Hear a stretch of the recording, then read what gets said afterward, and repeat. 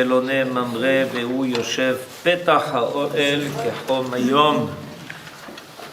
Donc notre paracha commence par ce fameux verset qui dit que l'Éternel se révéla à Abraham dans les plaines de Mamré, tandis qu'il était assis à la porte de la tente pendant la chaleur du jour.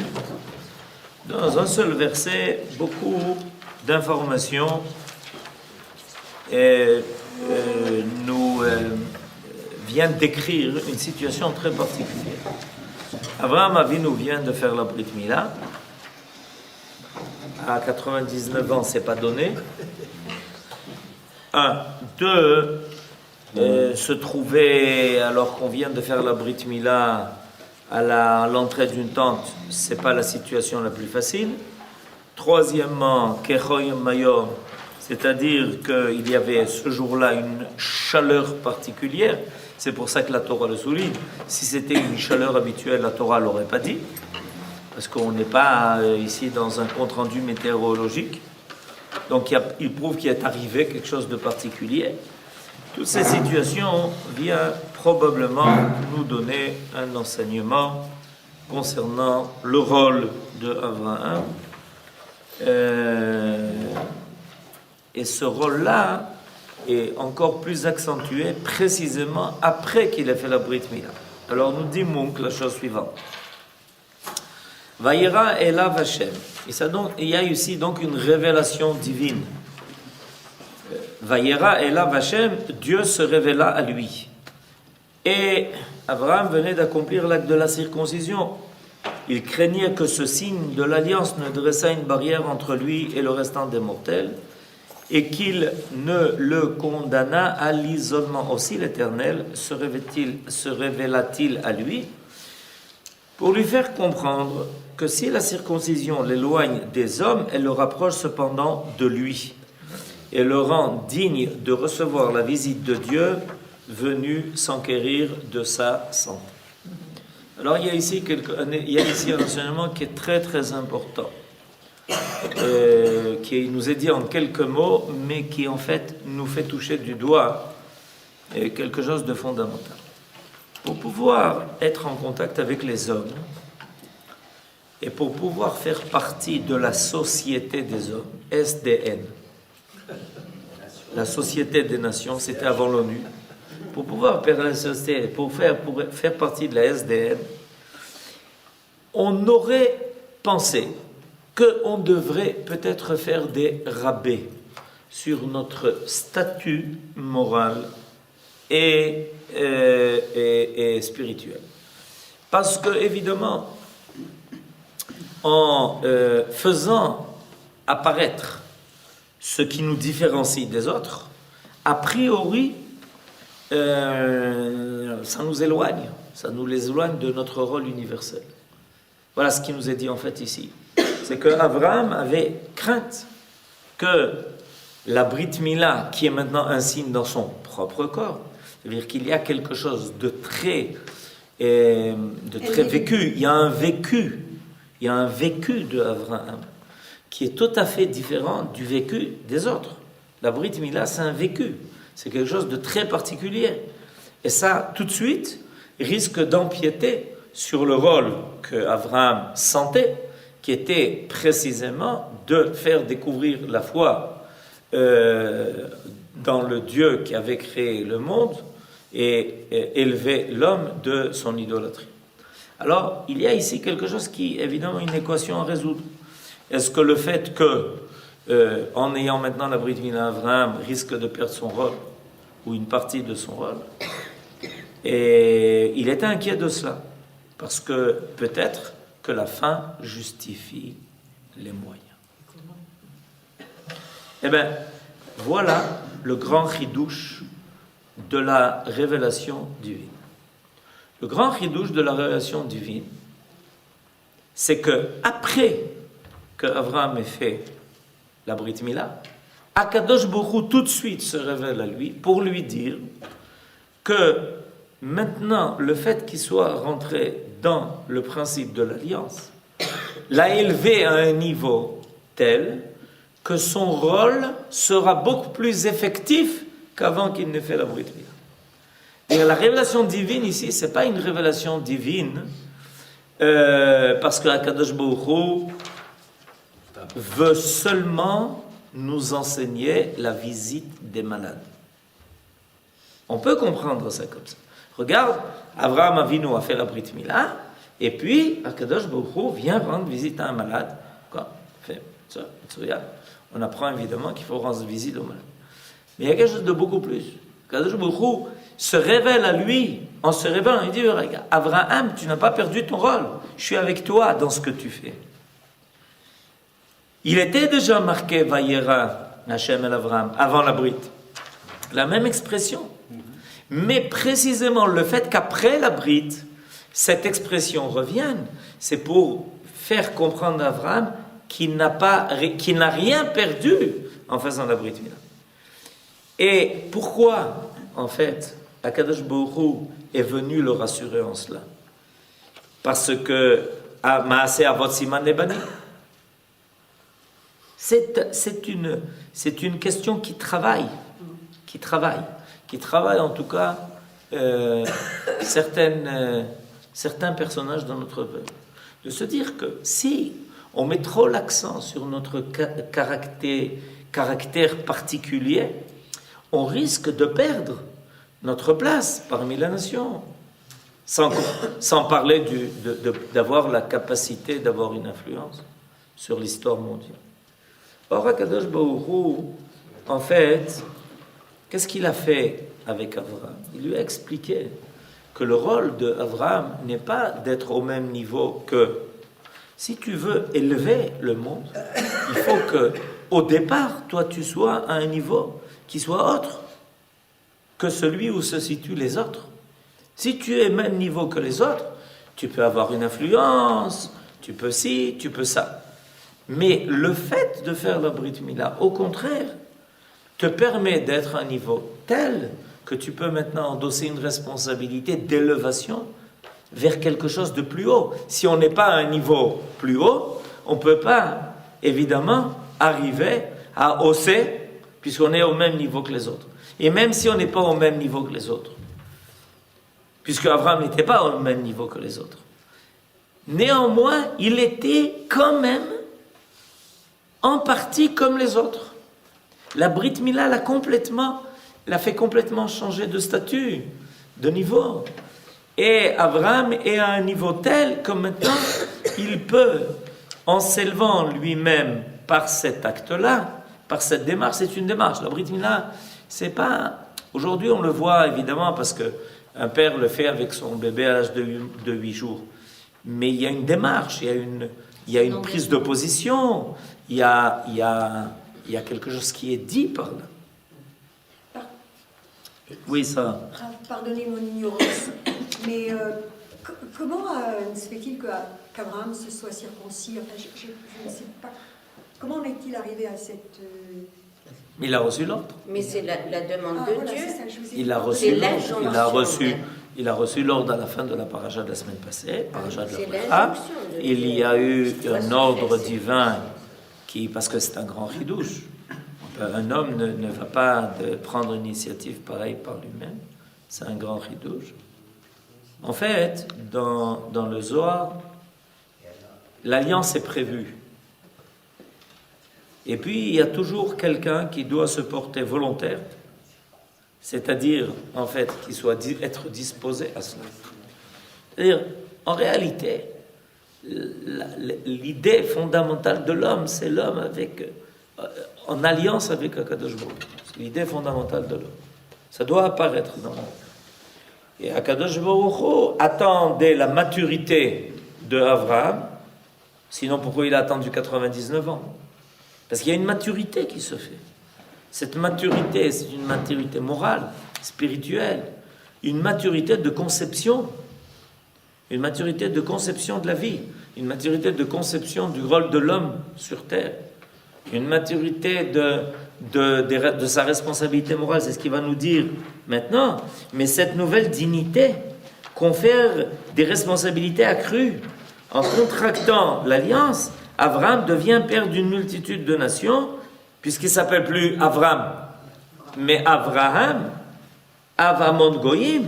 c'est-à-dire investi d'une responsabilité morale pareille à celle qui repose sur le père à l'égard de ses enfants. Les descendants de Abraham, du patriarche, portent également en tant que Bnei Brit.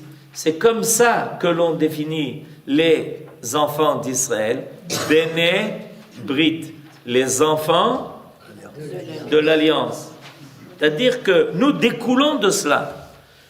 Nous découlons, notre vie, notre présence dans l'histoire découle de l'idée que nous sommes en alliance avec Akadosh Baruch Hu. Cette notion, elle est importante. Pourquoi? Parce que l'homme peut mener sa vie individuelle ou collective et diriger l'histoire comme s'il était complètement indépendant du but et du projet divin. Voilà, j'ai ma vie à mener. Comment les gens disent? Ah, je mène ma vie. Ah, je mène ma vie. Qu'est-ce que tu fais? Ben, je mène ma vie. Ça veut dire quoi? Tu mènes ta vie, mais ça veut dire quoi? Ta vie, quel rapport elle a avec la vie? Et est-ce que ta vie est une part de l'ensemble du projet divin?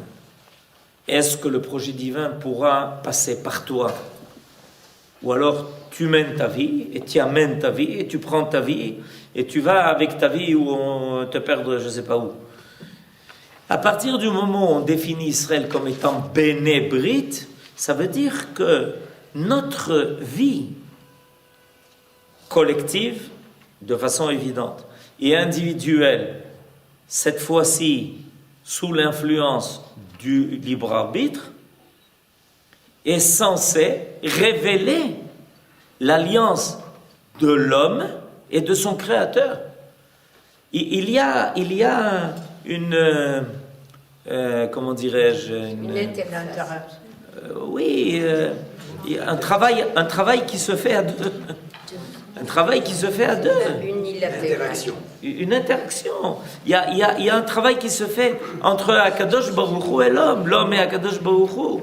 Akadosh Baruch Hu crée tout et tout est bloqué. Pourquoi? Parce qu'il n'y a pas la présence de l'homme. La présence de l'homme débloque tout. C'est-à-dire qu'elle débloque quoi? Elle ne fait pas apparaître les buts de la création.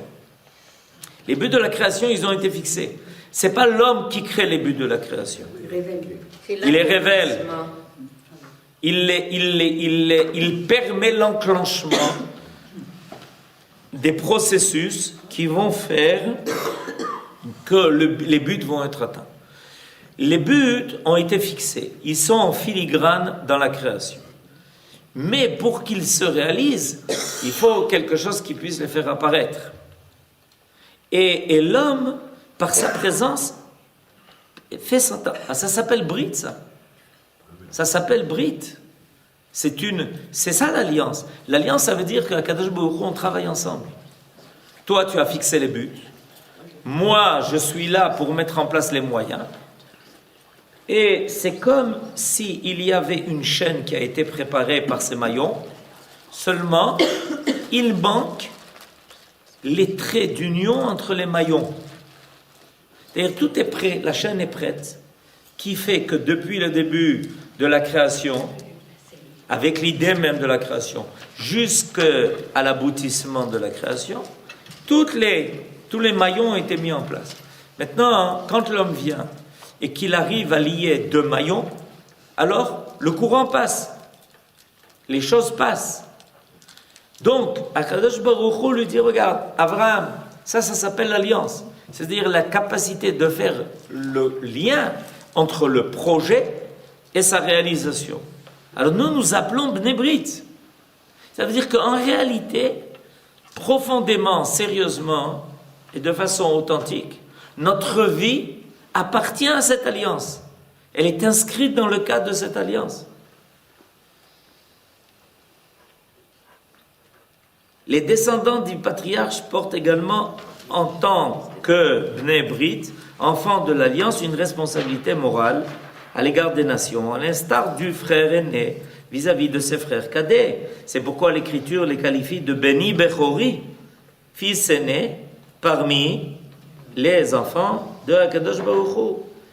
À peine entré dans l'alliance, Abraham est appelé à prendre conscience de son rôle paternel. En effet, la révélation dont le premier objectif fut la visite à rendre aux malades, lui annonce solennellement le sort qui attend la ville de Sodome et Amora, de Sodome et Akadosh Baruch Hu se révèle à lui.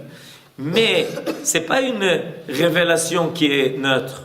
C'est une révélation qui, en même temps qu'elle vient confirmer Abraham dans son rôle, lui annonce son rôle. Vous comprenez ce? C'est-à-dire, quand tu nommes quelqu'un à un poste, le fait de lui donner le titre, c'est pas seulement lui dire, bon, à partir de ce moment-là, tu vas t'appeler ministre des Transports. Ça veut dire qu'à ce moment-là, précisément, tout ce qui va se faire ou ne pas se faire, c'est toi.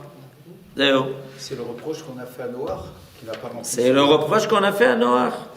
Bédiou. Il n'a rien fait. Quoiqu'étant distinct de son contemporain par la circoncision, Abraham doit avoir conscience de la solidarité qui continue à le lier à sa génération. Son sort le concerne directement et il ne peut rester indifférent à sa destinée, pas plus qu'un père ne le peut à l'égard de la destinée de ses enfants. Plus tard, les sages déclareront, si tu vois une génération affligée de grande détresse, va examiner les actes des juges en Israël, car ils sont responsables des malheurs qui s'abattent sur le monde. זאת אומרת, vois qui a reçu le titre d'endosser la responsabilité. Ce n'est pas un titre d'honneur, c'est un titre de responsabilité. Et il était, Abraham, assis à la porte de la tente, attitude typique d'Abraham, assis au pied de son maître pour recevoir la leçon divine. De même, Israël reste assis à la récitation du Shema Israël pour recevoir le message divin qui lui est adressé. Mais on a deux tfilotes, une dans laquelle on doit être assis, une dans laquelle on doit être debout. Ok? Quand on est assis, c'est pour recevoir. Quand on est debout, c'est pour prier, s'adresser à Dieu. Dire, quand on est en état où on doit recevoir le message divin, on est assis. Comment s'appelle l'endroit où on reçoit le message divin? Une yeshiva. Intéressant. Pas un lieu d'étude, pas une université, pas une yeshiva. Ça veut dire que l'attitude fondamentale qui te permet d'étudier la Torah, c'est de te mettre en état de réception. Pour ça, tu dois être assis, comme un élève devant son maître. Par contre, quand toi tu dois t'adresser à ta Kadosh Baruch Hu, qu'est-ce qui est réclamé de toi? La Hamida. Pourquoi? Parce que tu regardes par respect. Ok, vous avez dit tout ce que vous avez dit et c'est vrai, mais c'est pas encore. C'est-à-dire que tu dois tendre vers lui. L'idée de la tfila, c'est de ne pas rester dans ta position présente. Parce que si tu penses qu'en restant dans ta position présente, tu vas recevoir de la Kadosh Baruch Hu plus que ce que tu as déjà reçu, alors tu es en train de te mettre dans un paradoxe. Moi, je ne veux pas bouger, je veux rester le même, et je veux que ce que je reçoive soit plus que ce que j'ai déjà reçu. Parce que ce que tu as déjà reçu, tu as reçu. La tfila, c'est réclamer plus. La tfila, c'est réclamer la bracha. La tfila, c'est réclamer le shefa. La bracha, c'est de dire, regarde, on est dans une situation où il y a des malades. Alors on voudrait être dans un monde où la maladie est disparue. C'est ce qu'on fait quand on dit Refainu Hashem Venerafe. D'accord? Ok? On est d'accord? On est dans un monde où il n'y a pas la Géoula. Et on voudrait être dans un monde où il y ait la Géoula. On est dans un monde où Yerushalayim n'a pas encore été reconstruit. Et on voudrait être dans un monde où la Yerushalayim soit reconstruit. Sans bétonnade. D'accord? Vous comprenez? Alors qu'est-ce que l'homme doit faire pour cela? Si tu veux que se révèle plus que ce qu'il y a, il faut que toi tu fasses une démarche où tu montres que tu es prêt à t'élever vers un niveau plus élevé que le niveau qui a créé la situation où on est. Adéquate. Vous comprenez ce que je veux dire? C'est-à-dire, s'il y a aujourd'hui les situations qui existent dans le monde, où il y a des bayot, et il y a des tsarot, et il y a des milchamot, et il y a des gens qui sont malades, il y a des gens qui souffrent, il y a des gens qui ci, et des gens qui ça, ça veut dire que nous, les hommes, nous avons créé une situation dans le monde qui convient exactement à la situation que nous voyons. C'est le reflet bidiouk de ce que nous avons établi. On a dans les informations le reflet de ce que nous, les hommes, avons installé. Voilà ce qu'on a installé. Si on te dit, mais regarde ce qui se passe. Comment, qu'est-ce qui se passe? Mais c'est toi qui l'as fait. Moi? Bien sûr. C'est toi qui as fait ça. C'est toi qui as créé cette situation. Toutes les situations qui sont négatives dans le monde, nous les avons créées. D'accord? Ok. Alors maintenant, qu'est-ce que tu viens dire? Mais on voudrait que le monde soit meilleur. Pas de problème. Sois meilleur. Qui? Toi. Donc pour ça, tu dois te lever. Tu dois t'élever. C'est pour ça que la Amida, on peut appeler ça de notre nom, mais les mots veulent dire ce qu'ils veulent dire. L'endroit où on étudie s'appelle une yeshiva, parce qu'on reçoit de Hakadosh Baruch Hu, et la tfila s'appelle la Amida. Quand on dit le stam, le mot tfila dans le Talmud, il s'agit de la Amida. Dans le Talmud, le mot tfila, vous, quand vous dites le mot tfila, vous traduisez par prière. Pour vous, c'est toute la prière. Mais selon le Talmud, la tfila, c'est pas toute la prière. C'est la Amida. C'est-à-dire que l'acte de prière réclame de l'homme de se lever et de s'élever. C'est pour ça qu'on se lève. Ok? C'est pour ça qu'on se lève. Alors, à partir de là, Akadosh Baruch Hu dit, vous voulez vous-même vous élever. Vous avez décidé d'être meilleur. Donc vous voulez changer le statut du monde. Si vous changez le statut du monde, à ce moment-là, les décrets qui vont apparaître dans le monde seront différents que les décrets qui apparaissent dans le monde avec le statut qu'il a aujourd'hui. C'est ça l'idée fondamentale de la tfila. L'idée fondamentale de la tfila, c'est que l'homme décide d'être meilleur à la tfila. C'est ça sa démarche dans la tfila. Que l'homme décide d'être meilleur. En décidant d'être meilleur, il permet donc au monde d'être autre que ce qu'il est. Donc, on voit Abraham assis à l'entrée de sa tente. Mais bien sûr, pourquoi? Parce qu'il attend le message divin. Il est récepteur. Il attend le message divin. Il se prépare. Et voilà ce qui lui arrive d'ailleurs. C'est ce qu'on nous dit. Vehu yoshev petach haoel kechom hayom. Et il est assis à l'entrée de sa tente alors que la chaleur du jour se dégage. Mais ça nous explique la deuxième partie du verset. Pourquoi Vayera elav Adonai. Pourquoi Dieu s'est-il révélé à Abraham? Parce que Abraham s'est mis en position de réception. Et entre nous, c'est pas seulement en s'asseyant, mais en s'asseyant avec la Brit Mila. C'est-à-dire que quel est le cadeau énorme que l'on fait à un bébé à l'âge de 8 jours? C'est qu'on lui permet d'être réceptif à un degré qui soit divin et qui dépasse le cadre de la nature. Le cadre de la nature habituelle de l'homme, c'est son Brit Mila. Et en lui faisant la Brit Mila, on fait de lui un réceptacle qui lui permettra d'être en contact avec quelque chose qui dépassera la nature. Comment on lui permet ça? Parce qu'on lui a fait dépasser la nature. En faisant la Brit Mila, on a élevé l'homme au-dessus de la nature. On est sans Brit Mila. Donc si on est sans Brit Mila, c'est la nature. Et en prenant l'enfant et en lui faisant la Brit Mila, on lui dit non, tu restes pas là-bas. Tu restes pas au niveau de la nature. On veut t'élever au niveau numéro 8, qui est le signe de l'infini. Qui est le signe de l'infini. On veut t'élever au numéro 8. Le 8e jour, on veut t'élever au numéro 8. On veut t'élever au-dessus d'un niveau qui soit un niveau naturel.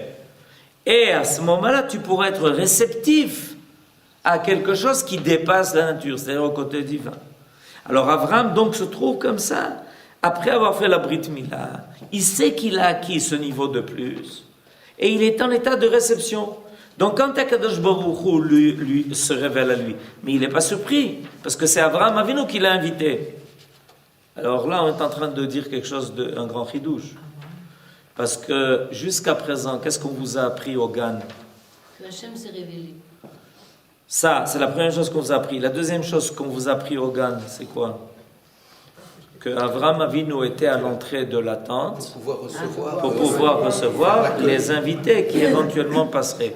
Et qu'est-ce que je viens de dire? L'invité, c'est Akadosh. Que l'invité, c'était Akadosh Baruch Hu, Chazak Baruch Hu. C'est-à-dire que le premier invité que Avraham a bémet voulu, c'est Akadosh Baruch Hu. C'est pour ça que le premier invité qui se présente à Avraham Avinu, c'est pas les invités qui vont venir bientôt et qui ont l'air de trucs, c'est Akadosh Baruch Hu, c'est-à-dire l'invitation s'est faite d'elle-même à partir du moment, vous comprenez? Ça c'est important, on crée des situations où on invite, quand on vient au Beth Knesset, on vient pour la Shrina. On sait que notre démarche nous permettra de rencontrer quelque chose de plus. Et comme ça, toutes les autres situations qui apparaissent. Assis à la porte de la tente d'Israël, pour accueillir tous ceux qui veulent entrer dans l'Alliance. Assis à la porte de sa demeure, pour y offrir l'hospitalité à tous les étrangers, quelle que soit leur religion. Assis à la porte de l'enfer, pour le condamner à quiconque porte le signe de l'Alliance, comme dit le Midrash, que Avraham Avinu... Avraham Avinu, on s'est posé la question de savoir qu'est-ce qu'il fait depuis qu'il a quitté ce monde. On l'a condamné qui? On l'a condamné quoi? Condamner la porte de... Je vais vous expliquer de quoi il s'agit. C'est ce que je suis en train d'expliquer. Avraham Avinu, on s'est posé la question de savoir qu'est-ce qu'il fait depuis qu'il a quitté ce monde. Alors le Midrash nous dit, mais tu sais pas, Avraham Avinu très très très occupé. Pourquoi? Parce que quand il est monté dans les cieux, il a demandé où se trouvait l'enfer, le Gehinnom. Alors on était un peu surpris qu'Avraham se pose cette question, parce que évidemment on lui dit non, mais c'est pas par là, c'est par là, c'est pas pour toi, c'est toi qui es là-bas. Il dit non, où est le Gehinnom? Alors on lui a montré, Avraham Avinu n'a fait aucun refus, donc on lui a montré, il a dit c'est très bien. Alors d'après le Midrash, il a pris un tabouret, il s'est assis à la porte du Gehinnom. Et puis, il voit les gens commencer à défiler et à arriver à la Kolele. Et chaque personne que l'on pousse vers cet endroit-là, pas très sympathique, Avraham lui dit, dis-moi, comment tu t'appelles? Je m'appelle Reuven. Reuven, mais tu as fait la Brit Mila. Si tu as fait la Brit Mila, tu rentres pas, hop, va de l'autre côté. C'est-à-dire qu'Avraham Avinu se sert maintenant de la force de la Brit, pour dire, mais toi tu fais partie de l'alliance d'Akadosh Baruch Hu, il n'y a rien à faire ici, et il empêche tout celui qui porte la Brit Mila de rentrer en enfer. Sympa? La Brit de l'infini, du 8. Exactement. C'est-à-dire que tous les autres sont hors jeu. Et tous les autres vont passer par un endroit pas très sympathique. Ishmaël, je veux dire. Et vous parliez de lui à la sortie d'Égypte. Le sang de la circoncision apparu également comme signe de protection, c'est-à-dire que cette idée que la brite sert de cachet, qui fait que en réalité, c'est quoi le Gehinnom? Le Gehinnom, c'est l'endroit du néant. C'est-à-dire, étant donné que tu n'as pas utilisé ta vie pour faire quelque chose de positif, donc tu appartiens au néant. C'est ça le Gehinnom. C'est sentir l'idée du néant. C'est l'enfer. L'idée du néant en elle-même, c'est l'enfer. Or, Abraham dit, mais non, si tu fais partie de la Brite, si tu fais partie de l'Alliance, tu fais partie de ce qui existe. C'est pour ça que c'est lié à l'infini. Parce que l'infini, ça existe. L'infini, il existe tellement qu'il n'a pas de limite. Il super existe. Tout ce qui a une limite, après que les limites aient été atteintes, il n'y a plus rien. C'est fini. D'accord ? Une fois qu'on a fini de courir les 100 mètres aux Olympiades, ben, qu'est-ce qu'on fait après ? Rien. On va dormir. D'accord ? C'est la fin. Alors que dans l'infini, si tu as atteint un point, ben on te dit, ben ça va, tu es au milieu, quoi, tu peux continuer. Ben c'est pareil, c'est ce qu'Abraham fait. Cette idée-là extraordinaire qu'il arrête tous ceux qui ont le bride de rentrer dans le néant, c'est parce qu'ils appartiennent à la vie. Bedamaïr chayi. Bedamaïr chayi. C'est-à-dire que précisément par la démarche de la Brit Mila, où ce sang qui apparaît comme un sang qui en général est considéré comme le sang qui coule de quelqu'un de vivant, c'est la mort. Nous, ça nous fait vivre. Shabbat Shalom.